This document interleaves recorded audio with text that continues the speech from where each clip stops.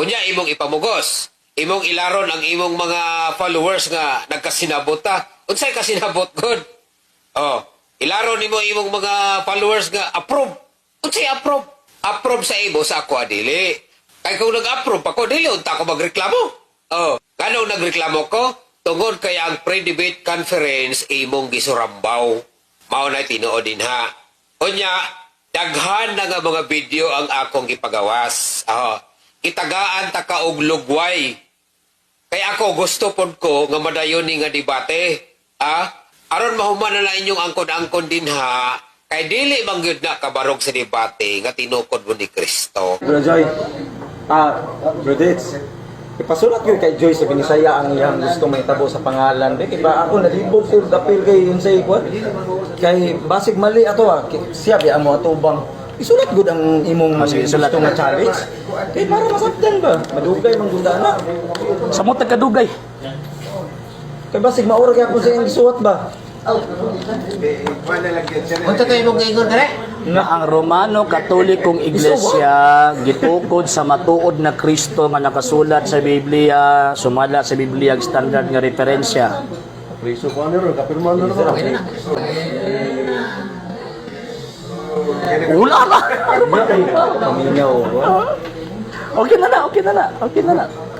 Sa tanan nga ako ang gikasabot nga maghimo og formal debate, kinira siya ang pinakatalawan. Unya okay lang unta og nahitabo ang kanabitawng pagreklamo, nahitabo dito sa pre-debate conference gyud. Og siya mismo ang ni-approve ha. And at the same time dito sa pre-debate conference dili man siya ang niatubang sa kuha. Ang niatubang sa kuha kato si tawag ining Edwin Books or si Lola Helen kanang ginaingon nila. Di ba? Ang niatubang sa kuha nya tulo sila kabuok. Subuti pasabot kung dili to valid ang amo ang gikasabutan dito sa pre-debate conference. Subuti pasabot mga munggol to kung katubang dito. Di ba? Mga munggol to. Unya, Mr. Tibugol.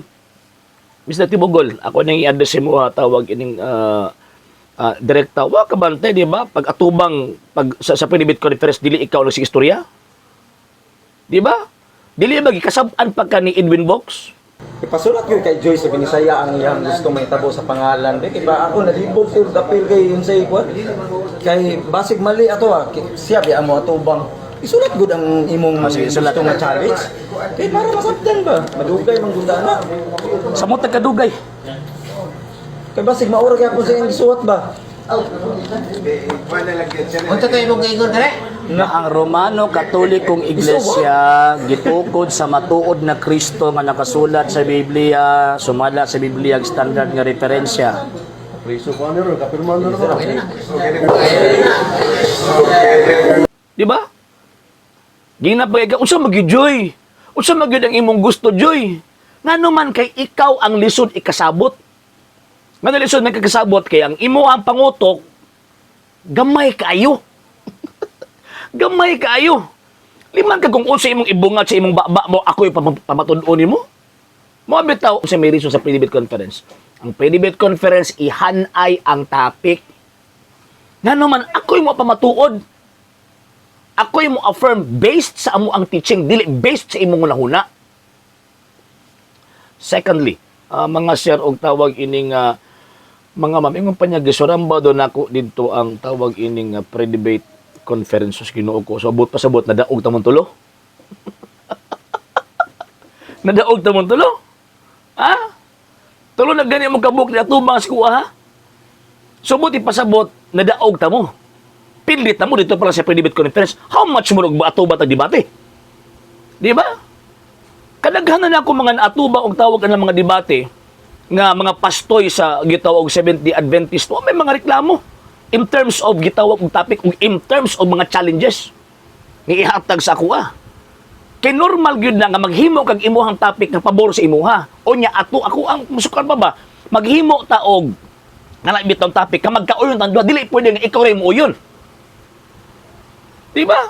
So diha pa lang daan wala na eh. Palpak ng imuhang actually alibay mong guna nimo. Di gyud ka gustong mo atubang.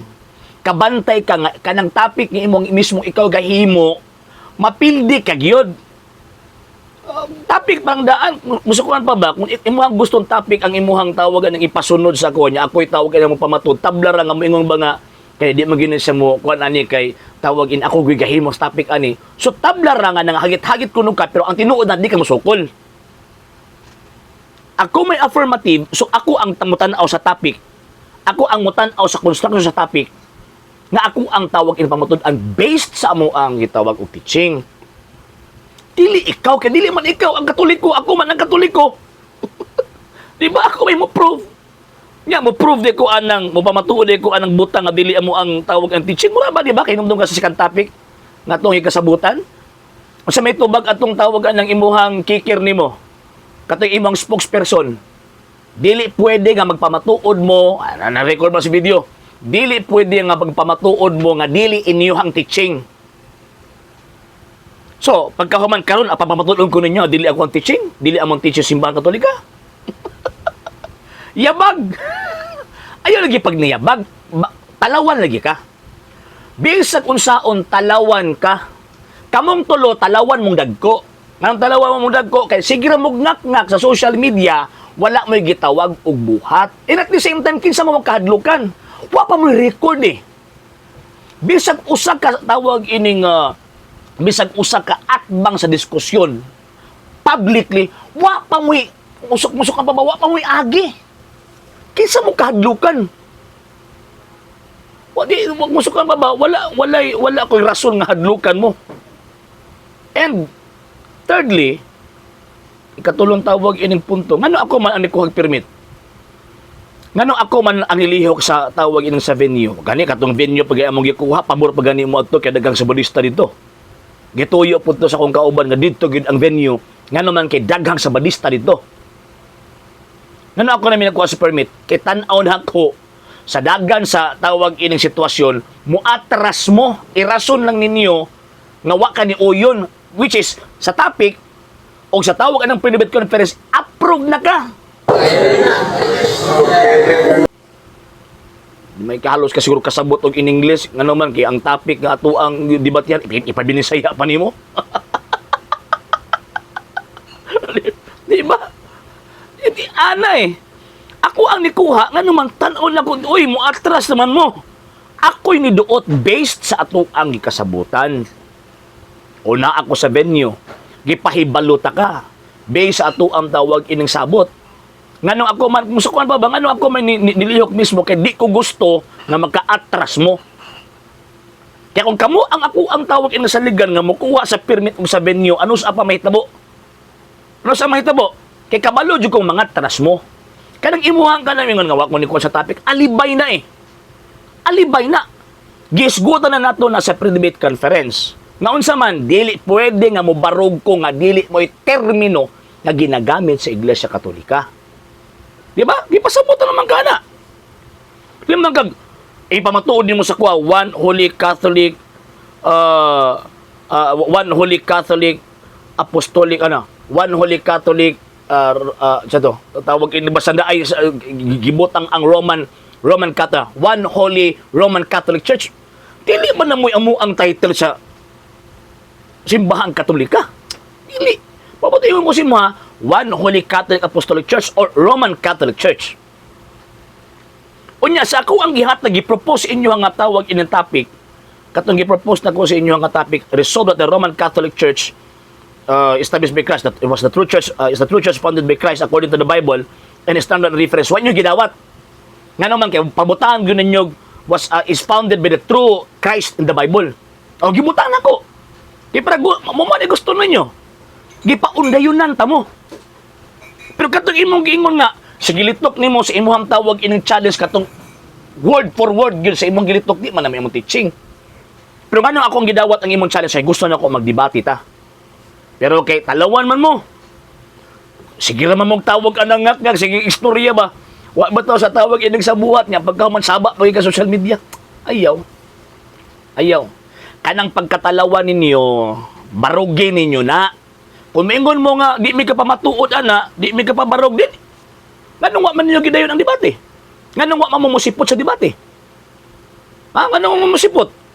Gitagaan ta naka og tawag ining panahon nga Naa ka dito, gi-inform ta ka nga mao ni ang lugar, mao ni ang permit na gikuha. Unsa may kalainan sa permit nga inyong kuhaon o kung kuhaon? Unsa may kalainan sa tawag ining venue nga inyong kuhaon o nakuang kuhaon? O gani ni kuha pa kog tawag ining venue nga pabor sa inyo kay daghang pagsabadista. Ayaw lagi, ayaw. Ayaw ba? Ayaw ko isudan ang inyong bulsa kay dako ra kaayo ko. Oh, ayaw ko isudan ang inyong bulsa kay dako ra kaayo ko. So, ang pulot dulo, ang pinaka main reason ana nganong saba kay ka, talawan kang dako. Apil tong imuhan do ka kauban talawan. Maora ni tanang mga sabadista nga ako ang nailahan, maora ni pinakatalawan. Talawan in the sense ba nga kusog kay ngap sa social media pero wala sa buhat. Wa mo sipot sa debate. Wa mo sipot. Unya, napabiyati 500,000. Mingon siya nga, gi-update na ako sa hulata lang. Hulata lang. Okay. Alam. Sa hindi pa po nakapag-follow sa mga pages po natin, i-follow nyo po yung mga pages po natin. RJ Horolanciano II, TV Apolia Punto Argumento page, Kuya Apologies TV page, and RJ's Vlog 2022. And pwede rin po kayo mag-send po dyan ng Facebook stars. And also, sa ating po mga channels, sa hindi po nakapag-subscribe, i-subscribe po ninyo yung mga channels natin, Dalay Catholic, Apologies International Official, RJ Sano II TV, Kuya Apologies TV, and Barrio Kawayan Religious Forum. And pwede rin po kayo mag-send po dyan ng super sticker, super chats, and super thanks. And maraming salamat po sa mga kapatid ko mga Katoliko na always pong tumutulong sa programa po natin. Maraming salamat po. Nang dahil po sa tulong at suporta po ninyo, ang programa pong ito, until now, andito pa rin po sa social media. And until now din po, nangangailangan pa rin po tayo sa tulong at suporta po ninyo dahil wala po kami magagawa rito mga sir, mga ma'am, kung wala po yung tulong at suporta po ninyo. Sa gusto pong tumulong, sa gusto pong sumuporta, pwede po ninyong ipadala ang tulong at suporta po ninyo sa pamamagitan po ng ating mga account numbers dyan po sa ating pong screen. And pwede nyo po kaming i-message sa ating pong page kung via remittance po yung papadala po ninyo. Maraming salamat po in advance.